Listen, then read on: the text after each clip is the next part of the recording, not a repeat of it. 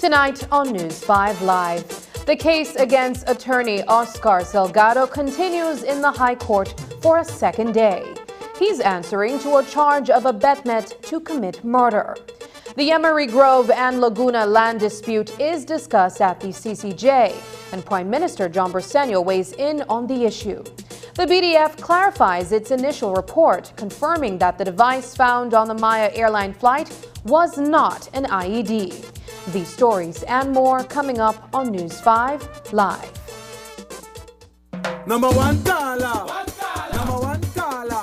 Hey, number one caller. You know why? Listen, hey, for the best post and prepaid. You know that smart got you back. For the best service coverage. All we know that smart got you back. Travel and connect everywhere. You know that smart got you back. Smart record that'll go a long, long way. All we know that smart got you back.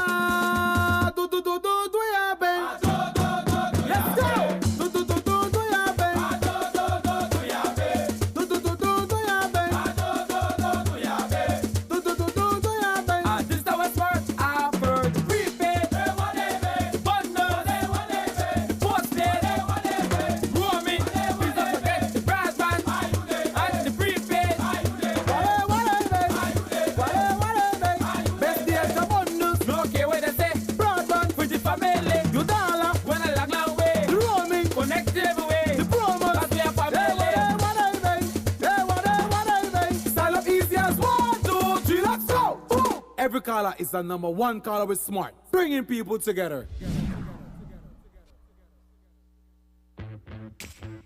My Social Security. Your direct online access to all your Social Security information.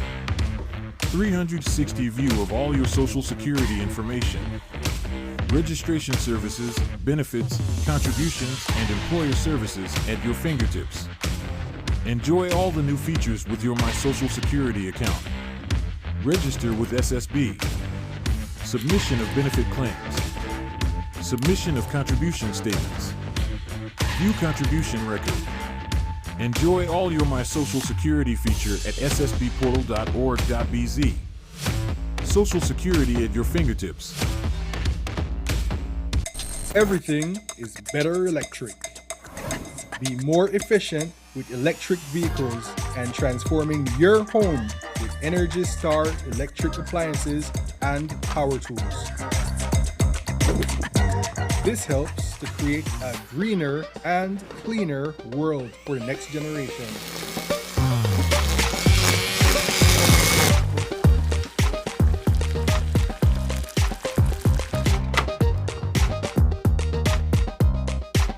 Energize your world with BL.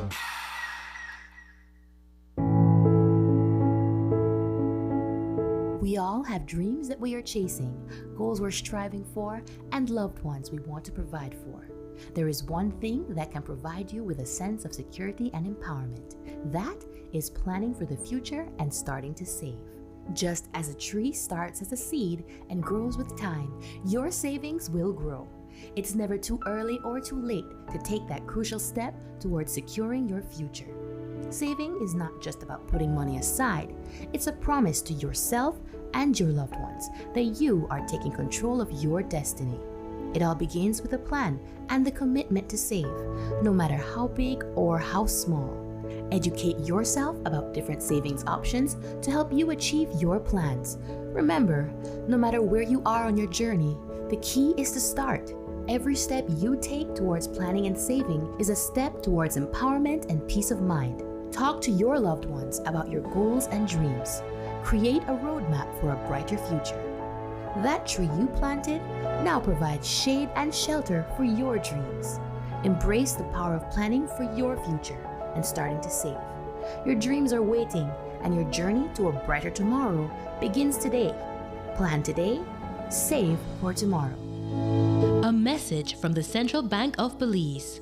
For more information, visit our website at centralbank.org.bz. It seems like every other day, we hear of a family member or friend being diagnosed with a serious illness such as cancer, heart attack, kidney failure, or stroke.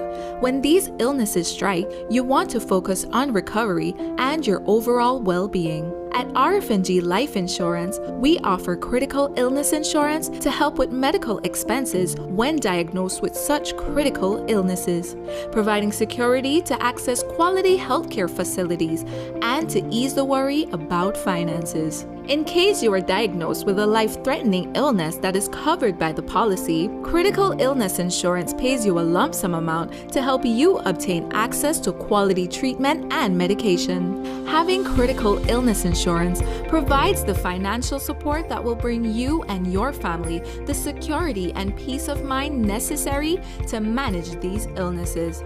The possibility of being diagnosed can be worrying, but by having a critical illness plan, you could have funds to assist with expenses such as medications, hospital deductibles, childcare, household expenses, and so much more. The right time to plan for the unexpected is when you're healthy.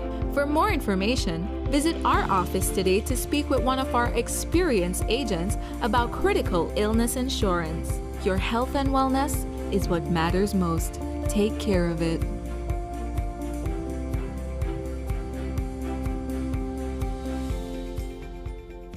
Design Depot, your all-in-one destination for transforming your living spaces. Explore the world of GE with our selection of cutting-edge appliances for functional, convenient, and modern living. Find solutions for every paint project, from home to industrial, with our extensive selection of Sherwin-Williams paints and coatings. Safeguard your home with the durability of our weather-resistant windows and doors. Elevate your kitchen and bath with the timeless elegance of Kohler sinks and faucets. Transform your space with our constantly refreshed tile inventory, always embracing the latest tile trends. Design Depot, your source for innovation, inspiration, and impeccable design. Design Depot, all in one place. Taking its name from the venerable father of the nation, the George Price Highway stretches 77 miles from Belize City to Benque Viejo. Originally built in the 1930s, this cross-country highway system is the artery that links Belize to Central America at the western border with Guatemala. That connection facilitates overland trade, supporting Belize's economic development. Winding its way across the scenic countryside, the George Price Highway, from Roaring Creek to Esperanza, has been fully reconstructed to meet international standards, with particular emphasis on road safety. A shorter and hassle-free commute is best enjoyed when everyone obeys the traffic laws. To reduce the number and frequency of road traffic accidents, it means that a seatbelt must be worn at all times, and the speed limit observed when traveling along the highway. It also means that pedestrians must use sidewalks and crosswalks where available. Buses should only board and discharge passengers at a designated bus stop. Road safety is everyone's responsibility. It begins with you. At NextGen, we work for you. Our customer care department is the backbone in delivering a superior customer service. You deserve the best personal assistance every time, and that's exactly what we pride ourselves on providing. Our agents are readily available to assist you anytime you need us. We understand your time is valuable, which is why we're always here to help you quickly and efficiently. When you speak, we listen. With us on the ground and in the field, we are fully equipped to serve you in any capacity. Let us help you continue to do what you do best. We are always improving to provide you with fast response time and technical support. Our team is dedicated to delivering the highest quality service and care to all our customers. Thank you for choosing NextGen as your trusted service provider.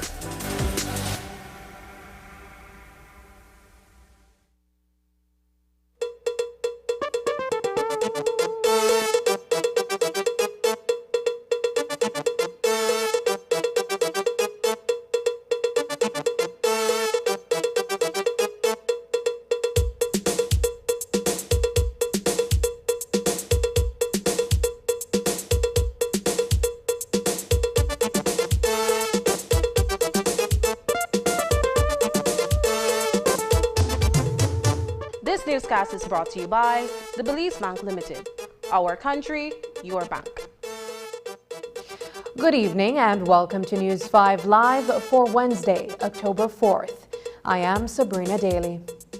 The trial against attorney Oscar Salgado for abetment to commit murder continued today at the High Court. At the start of the trial on Monday, 6 witnesses took the stand.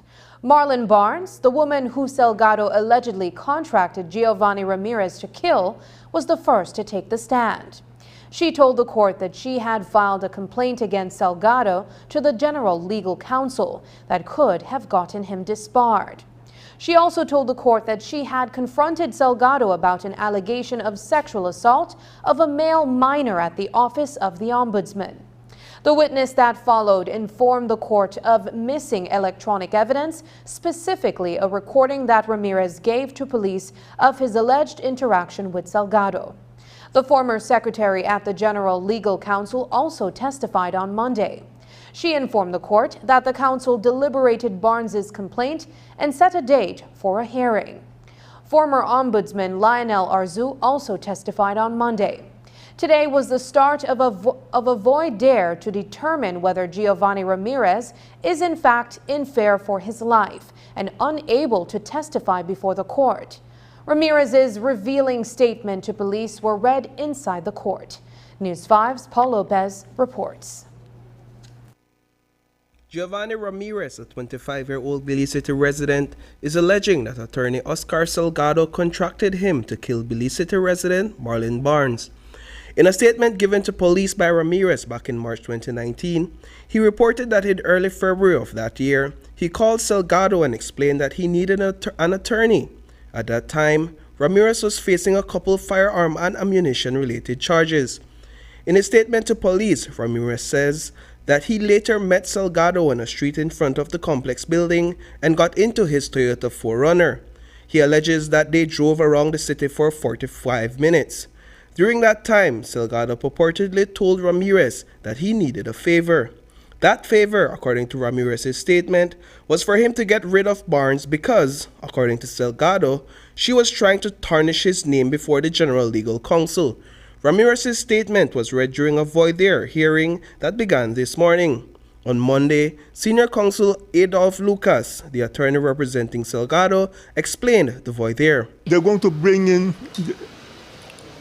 2 witnesses, 1 witness to show that Giovanni Ramirez supposed to be in fear to come to court. If the judge rules that he is fair to come to court, they're going to read his statement. But Mr. Salgado will have that opportunity to give evidence too in that voir dire. Ramirez's statement was read by former Inspector of Police Wilfredo Ferrofino from the stand. Ferrofino was the officer who took Ramirez's statement in March 2019. According to the statement, Ramirez and Salgado met on several other occasions. Ramirez told police that on one occasion, later that February, he met with Salgado and told him that he needed money. According to the statement, Salgado agreed to give Ramirez money. During that meetup, he allegedly drove Ramirez to Barnes' home so that Ramirez would know where she lives.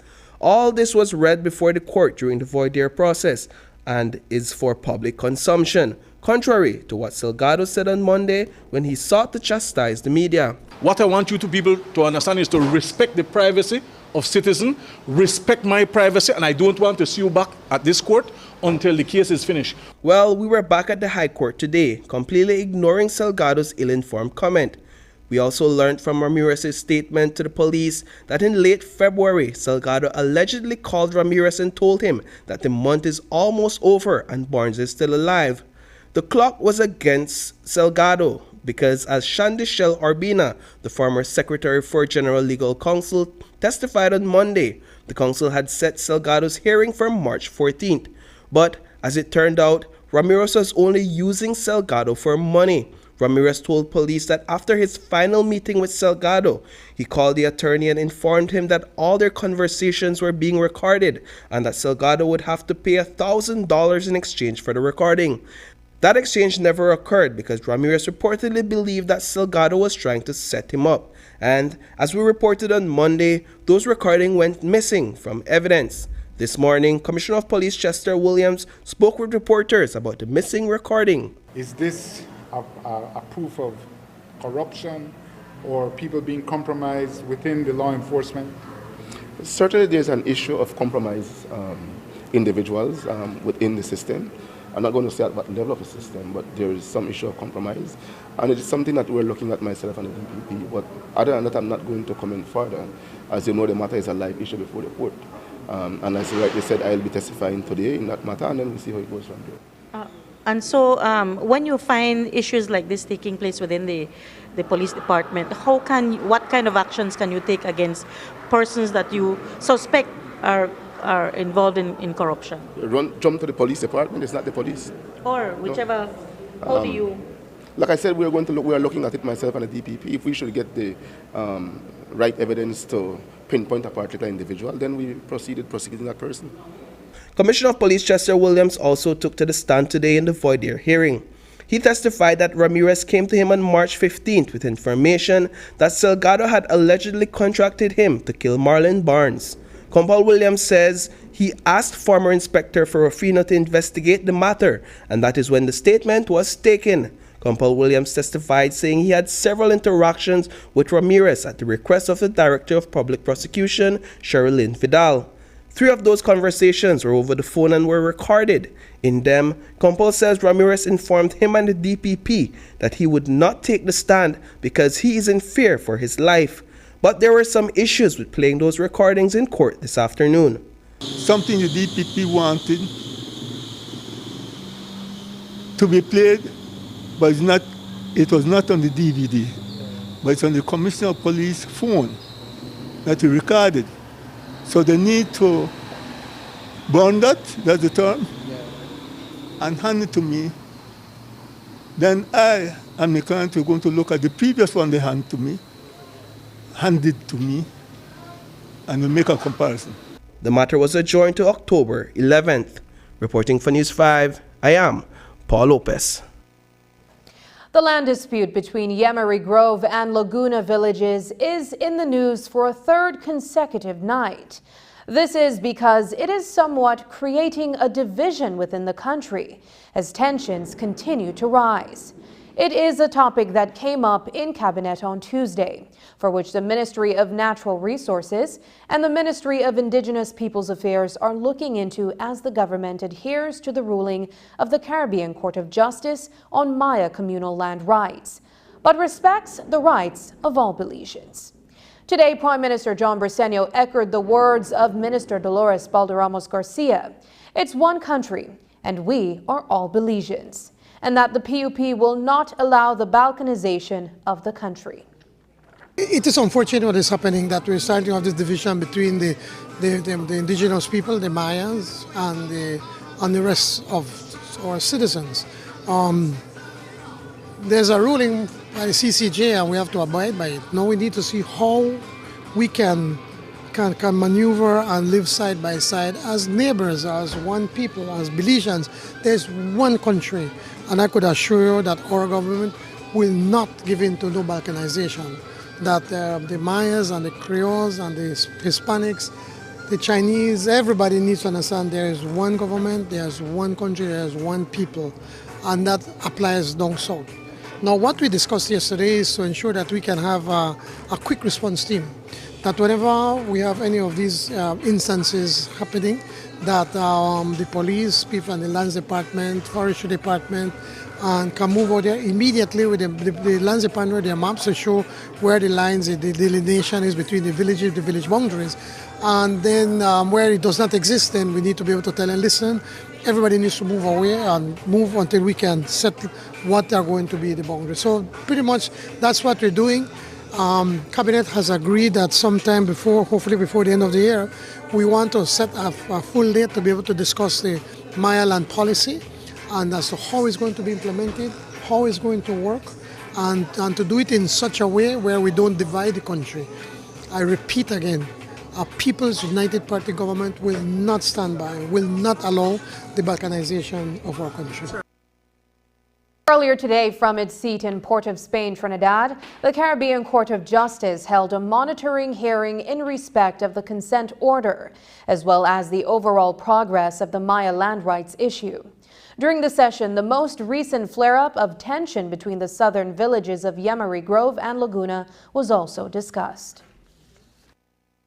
We have an ongoing situation of illegal surveying without consultation and consent of the village. I mean, that's one aspect of it that was of particular concern to me and my office. Another thing is that the area at issue is an area preserved for wildlife. You know, it's related to the management and protection of Luja, which I understand is a lagoon and wetland for ecosystems. And also, aside from that, you know, in the process of basically working on this complaint, I received additional information indicating a situation or context of violence and harassment provoked by conflicts with Yemery Grove, which is non-Maya, and basically claims, you know, from the Yemery Grove of basically trespassing Laguna Village's lands, you know, and also committing violence and basically using racially charged language to bully village members, right? So that kind of sums up at least the facts that I have before me. And I just wanted to tell you that few things that I highlighted in the letter that it would be great to discuss more. One of them is the state did issue one cease and desist order, you know, in regards to one of the third parties that were involved in this complaint. At least it did an oral cease and desist order. The government can confirm whether this actually was formalized, you know, whether this was actually done in writing as well. I did ask the state to please investigate any other allegations of illegal surveying that are coming up in this context, and also the consistent issue that we have seen in complaints in general, you know, of issuing, you know, or allowing illegal surveying, you know, without consultation and consent, you know, with the villages involved. This is something that has been a cross-cutting theme, you know, in most of the complaints that my office has received. So I highlighted that consultation and consent is very critical. The other thing I wanted to tell you that it's critical in this particular scenario is vigilance or extra vigilance when it comes to environmental harm. This is an area protected for wetlands. You know, there is potential environmental degradation. So according to current international law standards, it's very important that environmental impact assessments are made, aside from consultation and consent, that there's that special vigilance over potential environmental harm. And lastly, I do think it's very important to give a close look and to investigate promptly these allegations of violence and harassment related to Jamairy Grove, and basically also representatives or third-party actors, that are involved not only in the legal surveying, but also what's happening with the village of Jamairy Grove as well. During a recent visit by the Belize territorial volunteers to the Sarsstoon, there was a confrontation with the Guatemalan armed forces, who were clearly in Belizean waters and agitating the situation on the ground. This escalation comes ahead of both countries preparing for a hearing at the International Court of Justice on the long-standing territorial dispute. The date for that hearing is 2024 and is yet to be determined. Foreign Minister Eamon Courtney says that there is serious concern about the position being taken by the GAF to become more aggressive. The position is that Belizeans are entitled to traverse any part of Belize, right? That's the first point. And so the fact that people want to go into the Sarsstoon, as long as they stay on the Belize side, that is their right. Secondly, I have expressed repeatedly, publicly and privately, our very serious concern about the posture that has been adopted by the Guatemalan armed forces. I think from the media reports you will have seen that they have become more aggressive. You will see that they have become, the tone in which they speak to Belizeans has been heightened, and we think that that is unnecessary, and we think that that's an escalation in tension. We have been working the diplomatic channels. I've spoken with the Secretary General of the OAS, I've spoken with the Foreign Minister of Guatemala, I've spoken with other friendly countries, seeking to try to get the Guatemalans and the Belizean security forces to at least start communicating to try to ensure that no incident occurs when Belizeans want to go into the Sarsstoon.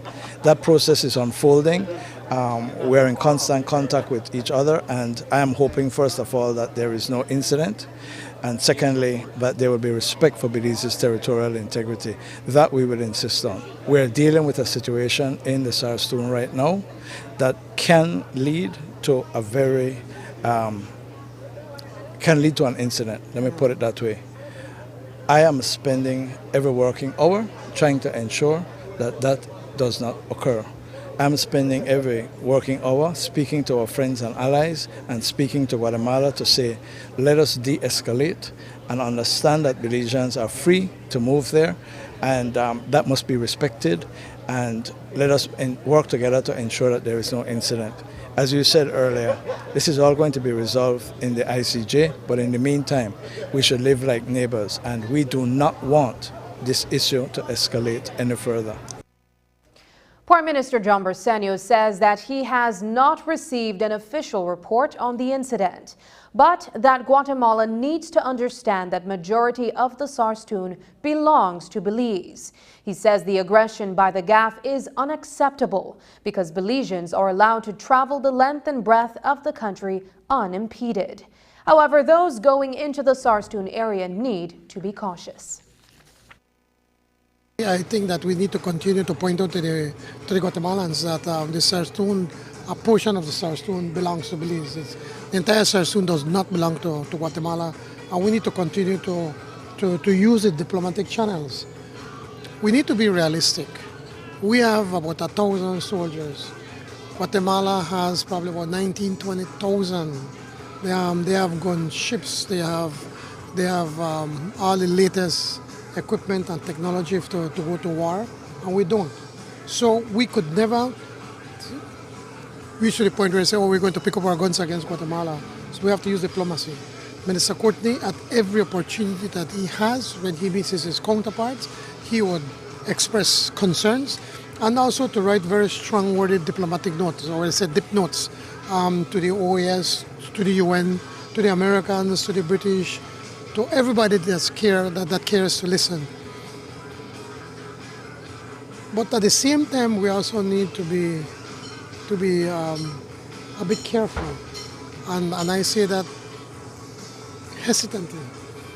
I say that, for instance, if you have a bull, a wild bull in your land, you're not going to go and jump up in front of that bull and wave a flag because it's going to attack you.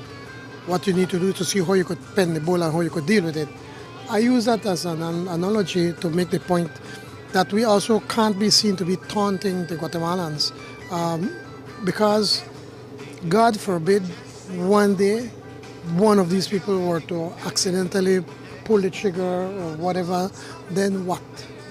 So we need to be careful, and I urge to the territorial volunteers to be very careful. Whilst we accept what they're doing and we understand that they're in our territory, and Belizeans are supposed to feel free to move anywhere in the country, including the Sarsstoon. But because of the tense situation with the military in that area, I'm urging them to be careful. Yes, we need to ensure to let everybody understand this land belongs to us. Yes, we need to continue putting pressure on Guatemala, putting pressure with our friends from abroad, the Americans, the Canadians, the British, the UN, the OAS, everybody, for them to understand the aggression of Guatemala and that it is unacceptable. But I urge as citizens for us to be careful. Coming up, computer stats show murders are down by 22%.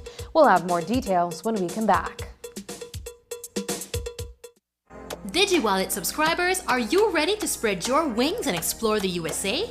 For just $10, you could be on your way to an unforgettable journey.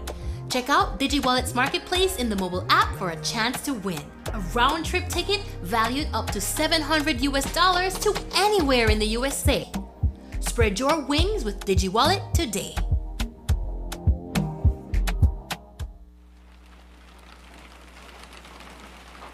Babe, have you seen the advisory that NEMA just posted? There's going to be a storm. Storm? It's not a storm. That's just a little rain. We'll be all right.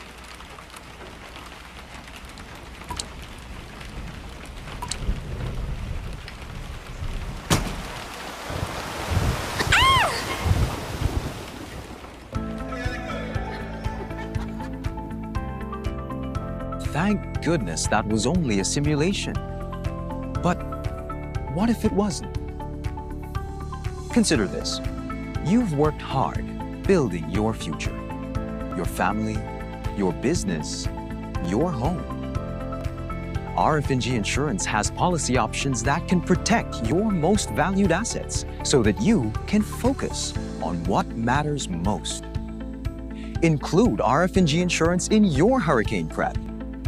Remember, it pays to get it right with RF&G Insurance, a Road Group company.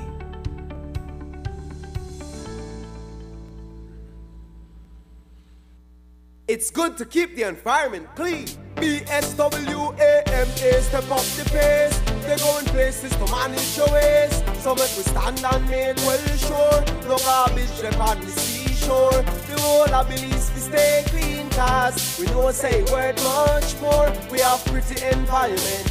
So when you see the garbage on the ground, go off me and just bag it on. Cleanliness has always been second nature to us, so let's work together to keep our surroundings beautiful and healthy. No garbage in it.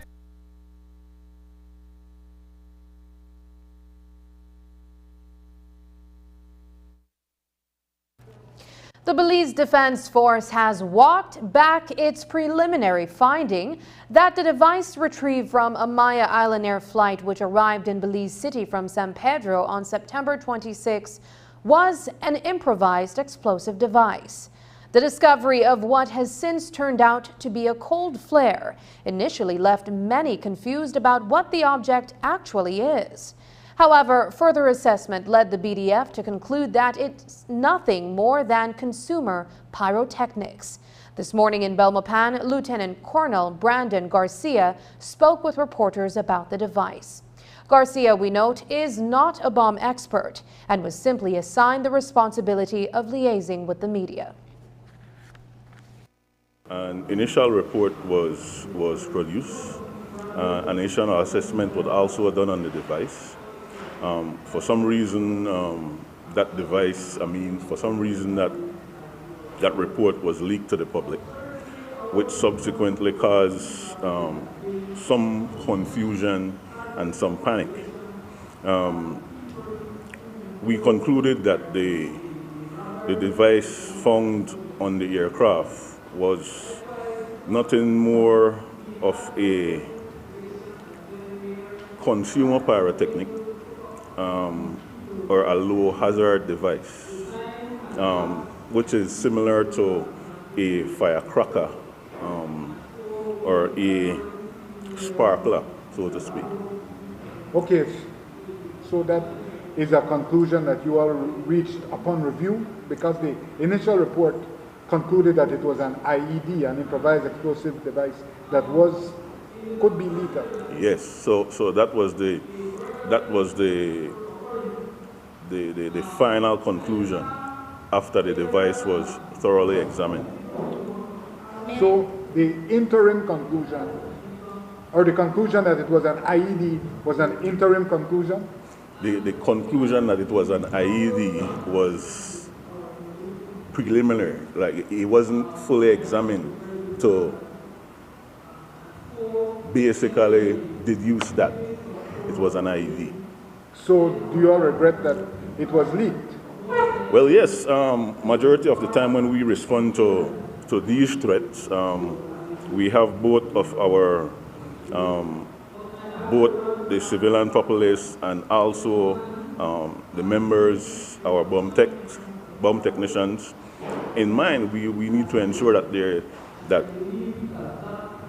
they are safe, and we need to ensure that majority of the information gathered from these devices are kept tight-lipped, because we don't want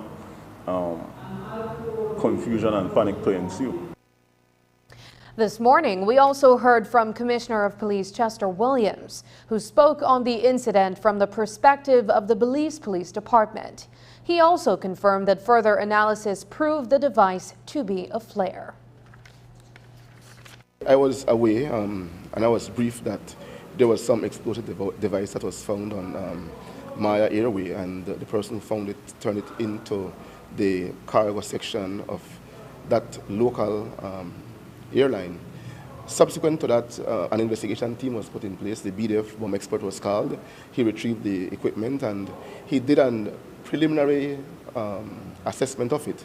And based on his preliminary assessment, I believe he came to the conclusion that it was an explosive of a high nature.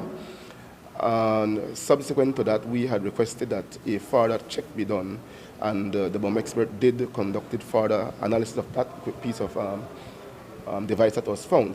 And having done more in-depth analysis, it turned out that it was not, as was previously reported, some high explosive used to do quarry, but rather just a flare or something of that sort. Recent crime statistics have shown that murders in Belize have dipped by 22%. That is the information coming out of the Belize Police Department's CompStat report, short for computer statistics. CompStat is a method by which the police department measures crime trends as well as crimes in a particular region. The revelation that murders for 2023 were down was not the only good news. In fact, as we found out today, so far for this year, all major crimes were also down by 2%. News 5's Marian Ali reports.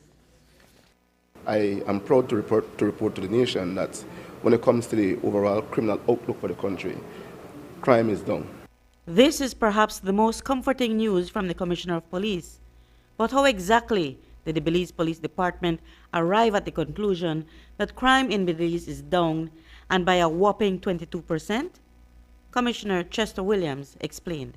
If we were to look at the criminal outlook, particularly when it comes to murders from 2012 to present, the three least deadliest year we have had was 2013, when we had 99 murders, 2020 when we had 103, and 2022 when we had 113. And when we look at our figures so far for 2023, we are down at this time compared to those 3 years where we had great success. Williams said, like previous years, the Belize district has been the most active. Belize district, Belize City being the commercial hub of the country, do have the most activity. When it comes to murders, the western region would be second, And then the northern region would be third, and the southern region would have the least murder activity. When it comes to overall major crime, we'll see that the Belize district is leading, followed closely by the west, and then the south. What is plaguing the south is the issue of burglaries. There's a lot of burglaries coming out of the Independence area, particularly Independence and Bay Vista. The commissioner explained that the police department was able to keep a lid on murders in September to only 3 by the operational plan they had in place. And particularly, he said that the interventions that the police department staged in tandem with other key activists have proven effective in keeping the Belize district murder-free for an entire month. Myself, Brian Nori, Fotegongara, Badastix. Even when we had the SOE in place, we had conducted a number of intervention sessions with the guys who were part of intervention, who were part of the SOE before they came out of prison. And when we had the murder of Aurel Leslie, again we sprang into action. We brought in the different factions. We had intervention with them. We spoke to them and let them understand that going out there and retaliate is not going to bring back Aurel. It is only going to make matters worse. And I believe that the conversation that we have been having with them is working. We are seeing now that whenever the different factions would see that something is about to happen or there is some tense rivalry developing between them, they would contact one of us and we'll bring them together and we try to quell the issue before it escalates to a stage where people get killed. Despite the encouraging numbers that the department has seen, Commissioner Williams acknowledged that it is not yet time to celebrate these low numbers. The year still has 3 more months to go, and we must, as I said to my commanders, that they must ensure that they keep up the work that they have been doing, pressing officers to work while keeping them motivated. If we have our officers motivated, certainly we're going to get more from them. I can also say that through the ministry and the government, have been pumping a lot of resources into the different parts of the country to ensure that the officers have the tools to work. Reporting for News 5, I'm Marion Ali. And as the Belize Police Department endeavors to keep the murder rate below figures of previous years, one of its concerns along that path has to be that a high-powered weapon that was used in the murder of Aurel Leslie at the Albert and Regent Street Junction in late August has still not been found. A 9mm handgun was recovered in the possession of the suspects, but a .40 caliber pistol that was also used is still out there. Today, Commissioner Williams theorized that it is a possibility that the suspects may have disposed of the weapon as they fled the scene. We have still not been able to locate that weapon. I know that the other weapon that was used in that particular murder was found with the accused persons immediately after the murder. Certainly they may have thrown the other one while they were running from the police, and we were not able to find that one. But our investigative team remains vigilant, and if it should emerge somewhere later on, then we'll see how we go from there. After the chairman of the Leadership Intervention Unit, William Dawson, passed away in January, Commissioner of Police Chester Williams, along with the Belize Police Department and the Ministry of Home Affairs, scrambled to see how they could configure a team that would also be effective in keeping gang activity and violence at a minimum. Since that time, Williams, along with Nuri Muhammad, Perry Stick Smith, Raymond Futigongara, and Giovanni Brackett, have been the faces behind the gang interventions. And as Commissioner Williams revealed today, the low number of murders in Belize City over the past months are attributed largely to their efforts, and he's pleased with the results of the team. We're seeing that Sticks and Fotegongara are developing very quickly, and hopefully soon I'll be able to leave that for them to do along with Brother Nuri. Giovanni Brackett also joins the team at times in doing this intervention. So there are people who are being trained to do it, but in the time being until we get those persons to a level where we want them to be, I have to participate. At the end of the day, the interest is to save lives. While the Commissioner of Police has explained the police department's efforts to keep murders down, he has come under fire for the issuance of gun licenses. Today, the Compol told the media that he also shares the same sentiment as Prime Minister John Bersenio, who has said publicly that he doesn't support the granting of gun licenses. And when he was asked to explain his approval for gun licenses on this premise, he said that while he has his personal views, he must carry out his duties and assist people when they apply for these licenses. Yes, at times I would go on the range, I would shoot at Mr. Gentle or with other police officers, but in the absence of that, I don't carry a gun. I don't think I need a gun to solidify who I am or where I stand. I believe that you, me, and the Prime Minister have the same view of firearms. We don't like firearms. But I cannot take my feelings or my belief and impose it on people. There are people out there who love firearms, and there are people out there who believe that they need firearms to protect themselves. And once that is the case, and they apply and they meet the criteria, I don't see why, because I don't like firearms, I must reject them, just as the Commissioner of Police. I must make myself accessible to the people. I must serve the people of this country in the best way I know how. And say if a person comes from PG, from Corozal, from San Pedro, and they apply for a gun license, they have gone through the OC, 6 months not reached Belopan, why must I tell them to go back to the OC? When I can facilitate them to expedite the process for them. I don't know why they want it. They may need it to protect themselves.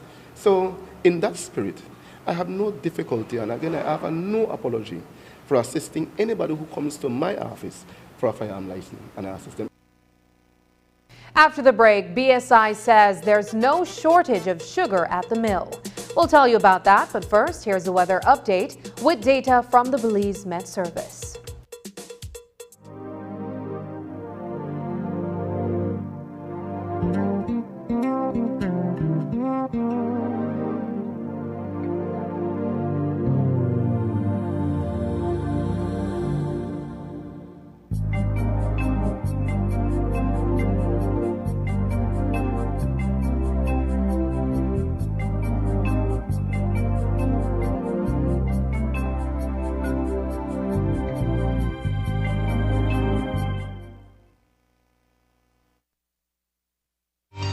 Dengue and Zika alert.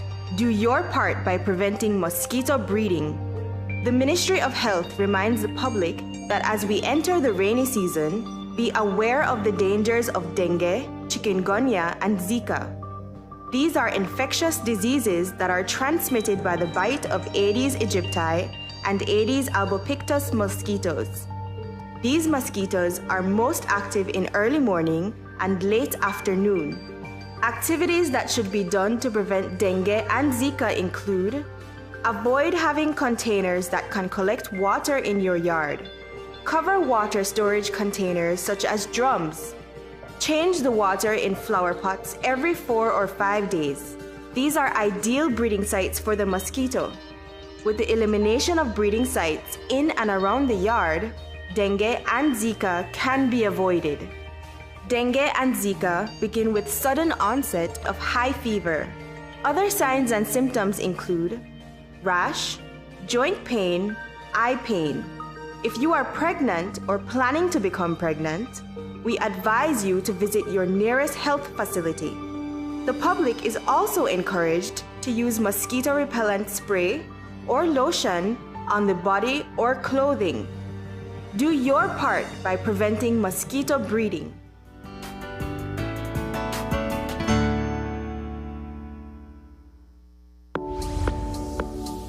It's an massive season with massive deals and rewards at Penny's. From now through December 31st, earn double B-Bucks on store-wide purchasing every Friday and Saturday. That's right, 2 times the B-Bucks, which means 2 times the cash back when shopping at Penny's. Plus, get even more rewards with B-Bucks Builders on home goods, tiles, appliances, paints, and lights. And don't forget, there's also massive deals and discounts on tiles and the best brands in paints like Benjamin Moore and BH. Rewards, deals, B-Bucks. You can get it all this massive season. Only at Penny's. Quality and saving. The Senate's Special Select Committee that has been established to conduct an investigation into the definitive agreement has scheduled the public hearing for November. The committee met on Monday in Belmopan, where the members agreed on a date. They also approved a 6-month budget, which has been submitted to the Ministry of Finance. A release from the National Assembly further states that the committee shortlisted attorneys interested in providing expert legal advice to the committee. The committee also made a request for information documents and data to Cabinet Secretary Stuart Leslie, the Integrity Commission, and Beltrade. According to the release, responses from the Cabinet Secretary and Beltrade are pending. Finally, the committee requested and received tenders from the respective media houses to provide broadcasting services. There is no shortage of plantation white sugar from the miller. That's what BSI confirmed today amid reports of a sugar scarcity in various municipalities. The steep cost of that commodity in neighboring Guatemala and Mexico has apparently led to Belizeans transporting large quantities of sugar across the border, where it can be sold for a significantly higher profit. Director of Finance Sean Chavarria explained from BSI's end what has been taking place that is resulting in the dearth. We continue to receive reports that some communities are unable to obtain sugar, and it's important. We felt that it is important for the Belizean public to be aware that from our standpoint, we don't have any shortage of product available for the market. We produce sufficient to take us into January of next year, but we have observed that there's been a significant uptick in purchases, particularly for plantation white sugar. We've seen over 20% increase in demand for plantation white sugar, which we can only deduce is because of the price disparity that exists between the Belizean market and our neighboring markets. We know that, for example, in Mexico, sugar, particularly plantation white equivalent, which is a standard sugar, is selling for 2.5 times the price that it is sold for Belize. And we feel that that is perhaps creating that pressure here in our domestic market for our product, so people are able to buy cheaper here, sell it across the border, and make a profit. And we believe that may be the cause for the apparent shortage of sugar on the shelves. Therefore, we felt that it was important that we clarify that from our end, we are making the product available, but somewhere in the supply chain, there are leakages that is occurring, that is then resulting in in sugar going across the border. According to Chavarria, it is BSI's belief that sugar is being sold to Mexico by Belize and Guatemala. The Director of Finance says that an additional 2,000 tons of sugar was milled between October 2022 and December 2023. We believe both. We believe that there could be product moving via Guatemala that's making its way on into the Mexico market, because that's where the price is the highest. And so it could be that Guatemala does share a large border with Mexico, and it could be that that's another area or a transit point that sugar is making its way into the Mexican market, because there the prices are even higher than it is in Guatemala. So we believe it could be both countries where the leakages are occurring. Comparing to last year, we sold approximately 10,000 tons of plantation white sugar in the domestic market between the period of October 2021 to September 2022. And then when we compare it to the period October 2022 to September 2023, we sold just over 12,000 tons of plantation white sugar. So that's an increase of 2,000 tons, or the 20% that I mentioned. Of that, perhaps maybe 15 to 20% is genuine increase in demand in Belize because of the economy recuperating, more demand from manufacturers. But we believe that perhaps maybe 1,500 tons of that is maybe making its way across the border. In terms of what can be done, what we have tried to do internally is reach out to customers who have been reporting that they can't get product, to find out where their traditional supplier or who supplied them with product and seeing how best we can try to fill the gap. But we also know that there are reports that, you know, the sugar makes its way to supermarkets, and from there are people who are picking up to buy wholesale to then perhaps take it across the border.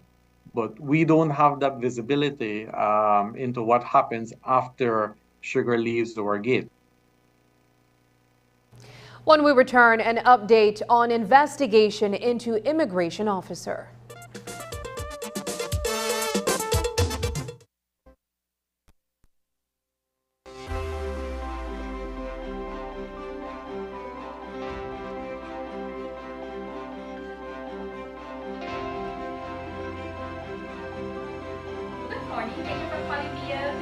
Inspection first. Once the inspection passes, we do the connection for you.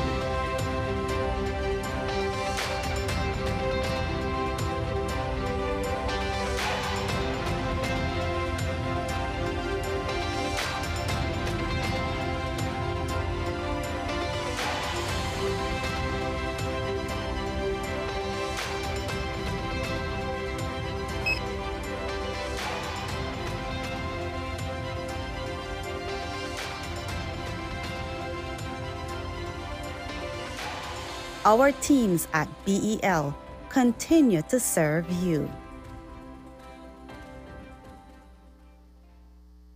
Number one caller. Number one caller. Hey, number one caller. You know why? Listen, hey, for the best post and prepaid. You know that smart got you back. For the best service coverage. All we know that smart got you back. Travel and connect everywhere. You know that smart got you back. Smart record that'll go a long, long way. All we know that smart got you back. Yeah, Ben. Let's go. Yeah, Ben.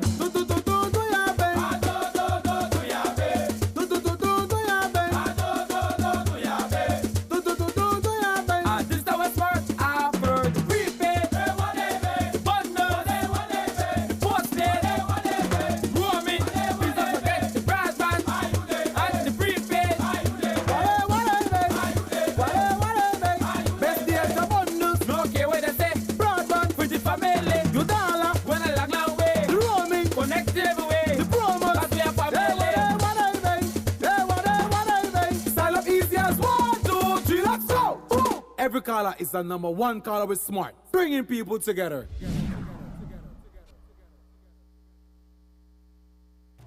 The UN Security Council has approved the Belize Haiti mission.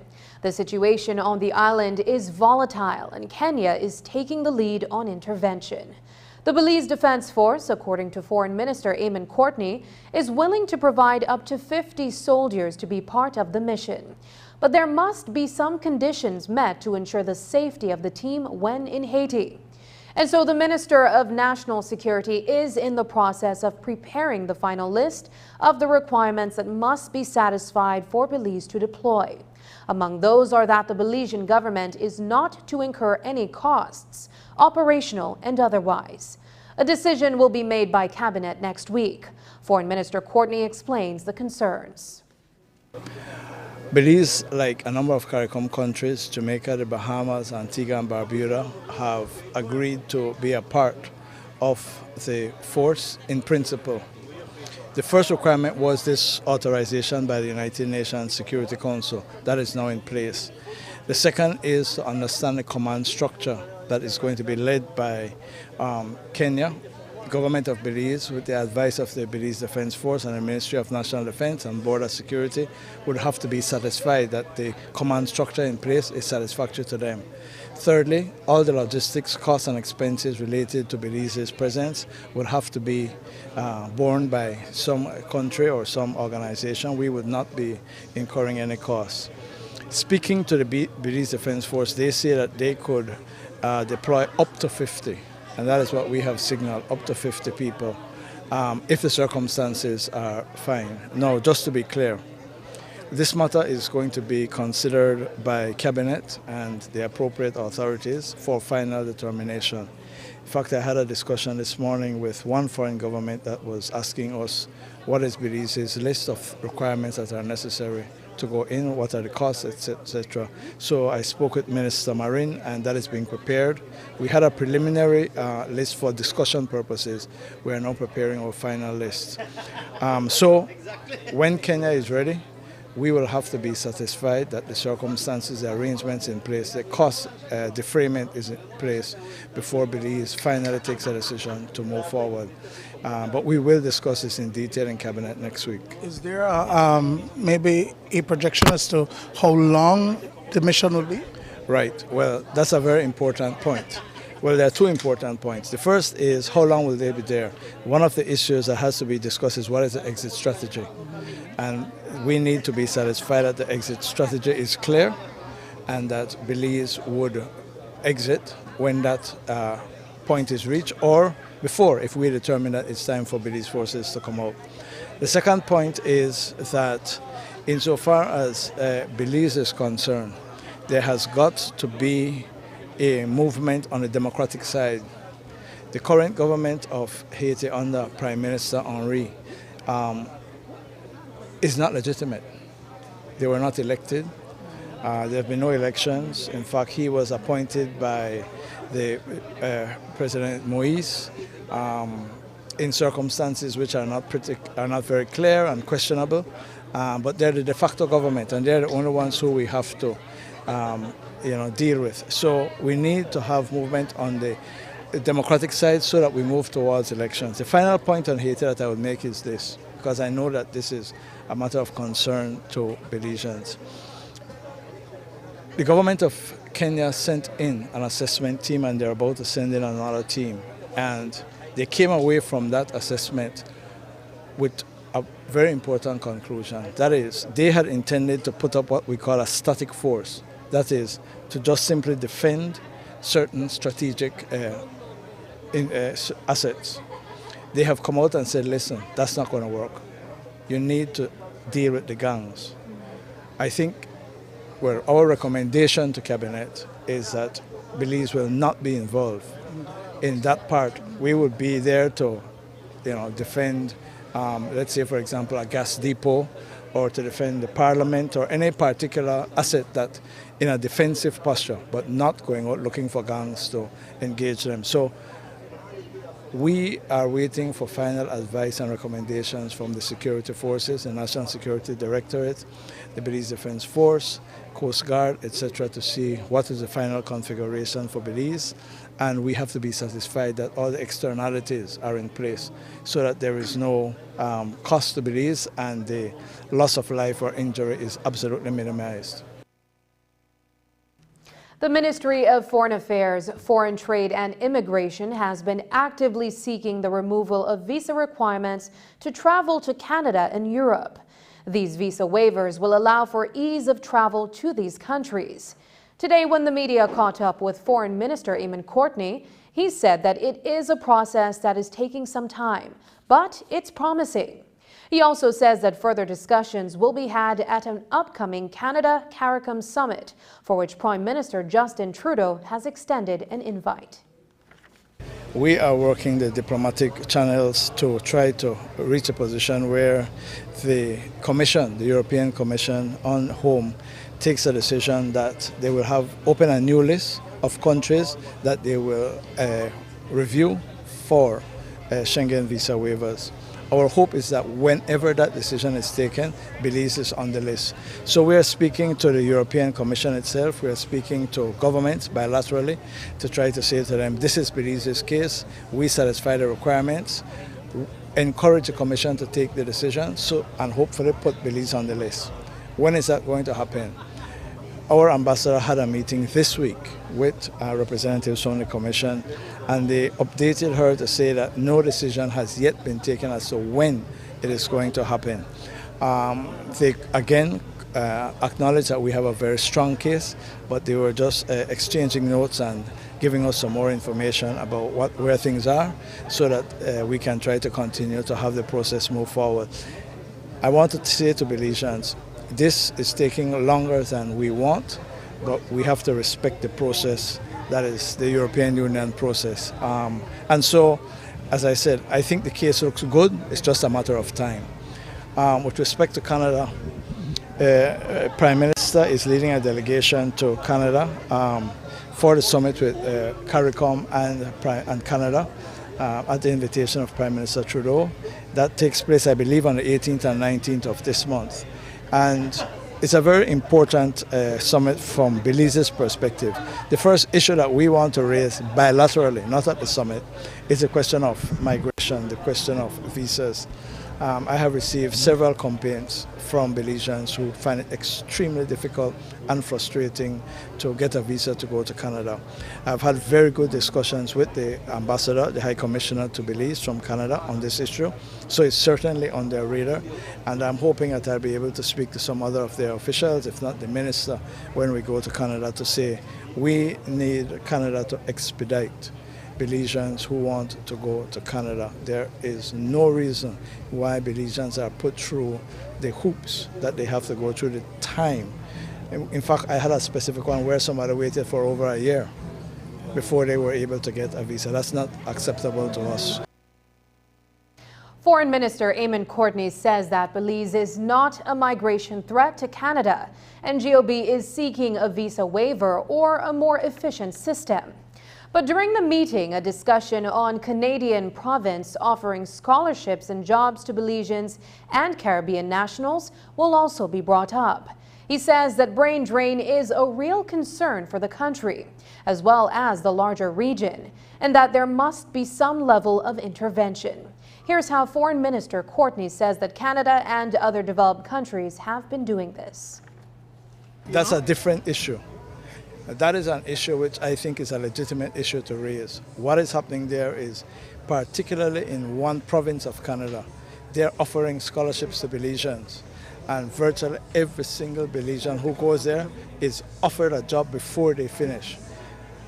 Canada and other developed countries have been recruiting nurses, teachers, police officers from across the developing world, specifically the Caribbean, including Belize.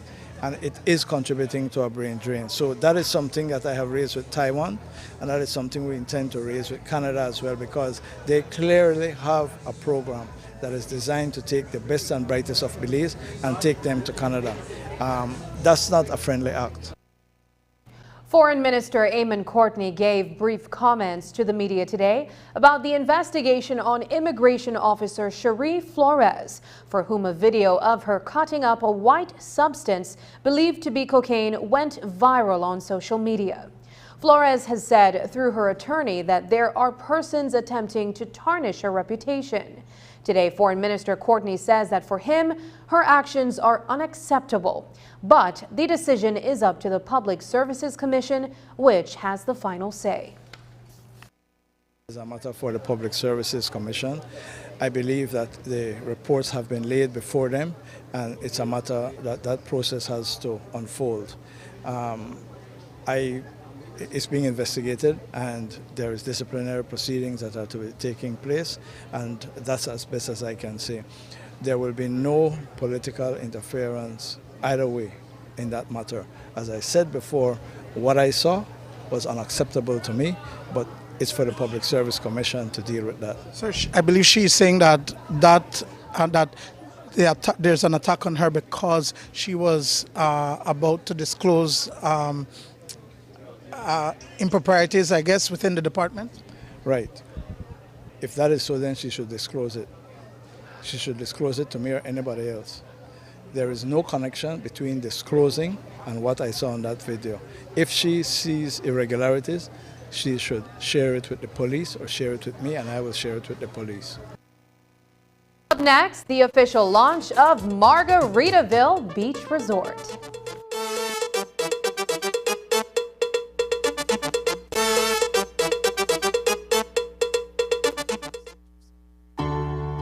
Homeowners, immerse yourselves in elegance. Surround yourself with the beauty of one-of-a-kind, quality wood furniture. This is what America's elegant furniture and appliances has to offer. Trendy, affordable, and exceptional centerpieces, large mirrors, vanities, plush sofa sets, coffee tables, office furniture, exquisite mahogany bedroom sets, home decor, mattresses, and so much more. Shop our new reduced prices store-wide and get huge discounts daily. Our layaway and payment plans offer the lowest interest rates guaranteed. Our extensive catalog meets everyone's furniture needs, and if you can't find what you're looking for, then we'll custom make it for you. Shop at America's and save. America's, making your household dreams affordable. Get ready, babe. We're going on a vacation. Finally, where are we going? Don't worry, babe. I have we covered. Are you sure you know where we're going? Yes, babe. Oh, right there, see?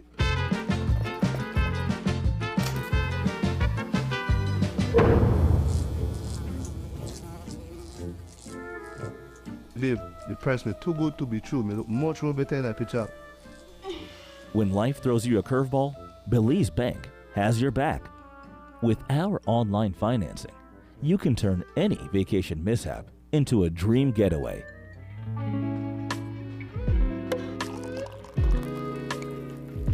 Cheers to Belize Bank for making our dream vacation a reality. Thanks to you, babes, to turn things around. No thanks to you, cheapo. Ouch. Experience the future of financing with Belize Bank online, where you can secure funds for anything, from anywhere, at any time, all without stepping foot in a bank.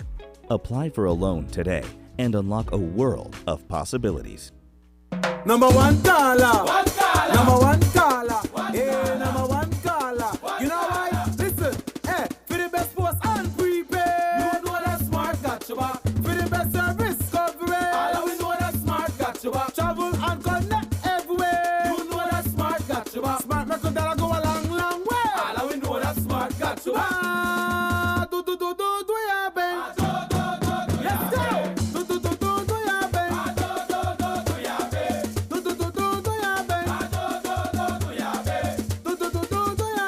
This is the West Part. I've heard the prepaid, the bundle, the postpaid, roaming, please don't forget the broadband and the prepaid.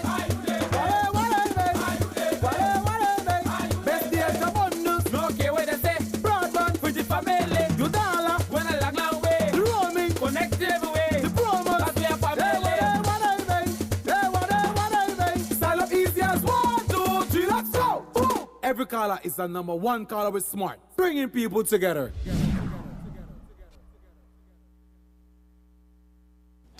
Back in March of this year, there was a soft launch of the Margaritaville Beach Resort on the north side of Ambergris Caye, Belize. Fast Track to today, partners as well as media and social media influencers from Belize and abroad were invited to the fully realized property with amenities to host close to 200 persons at any given point. A ribbon-cutting ceremony marked the official opening of the resort. And News 5's Dwayne Moody reports. I don't want to wait in vain for your love. I don't want to wait in vain. Margaritaville Beach Resort, Belize is a 30-minute boat ride north from the center of San Pedro town. It is on a secluded beach and features luxury condos and high-end facilities on its property. Establishing the world-renowned brand in Belize began years ago.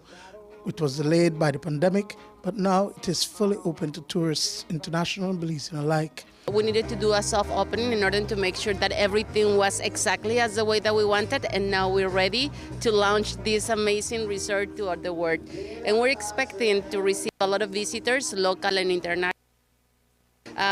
We're focused more in families and people that wants to get away from all the noise and the stress that the cities and the large city is about, and get immersed in this tranquil atmosphere and enjoy the peaceful and the, well, everything that you can disconnect about all the devices that kind of keep us crazy all the time, blinking, and just connect again with nature, connect again with your soul, with your relatives, with your family, with your loved ones, and be able to become a different person once that you visit Margarita and once that you left. And we want people to fall in love of Margaritaville, Belize itself, and to have returning guests every single year.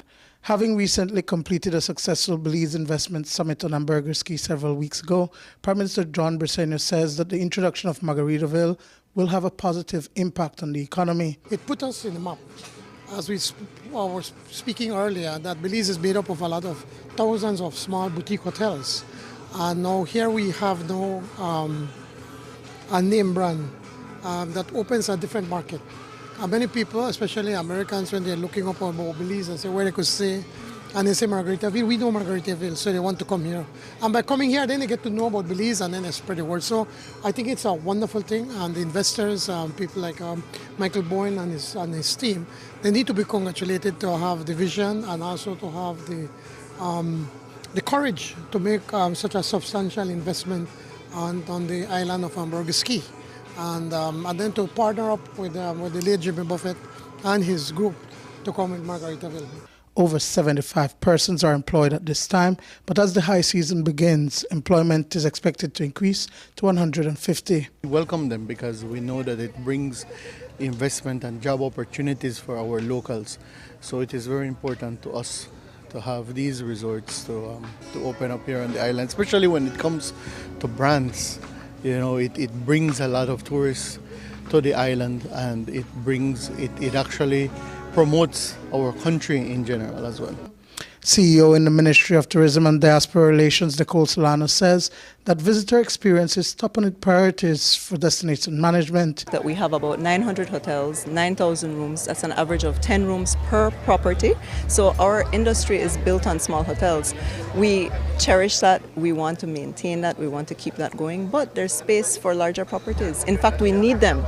We need larger properties, we need brands. And so the importance of a brand like Margaritaville or any other brand, we have several brands in Belize and we're trying to attract more. We don't want to turn into a destination that is full of brands, but having a handful of brands is very important for us. We would be able to expand our market. Destination management for Belize as well can benefit from branded hotels, so it's very important for us to seek that and support that.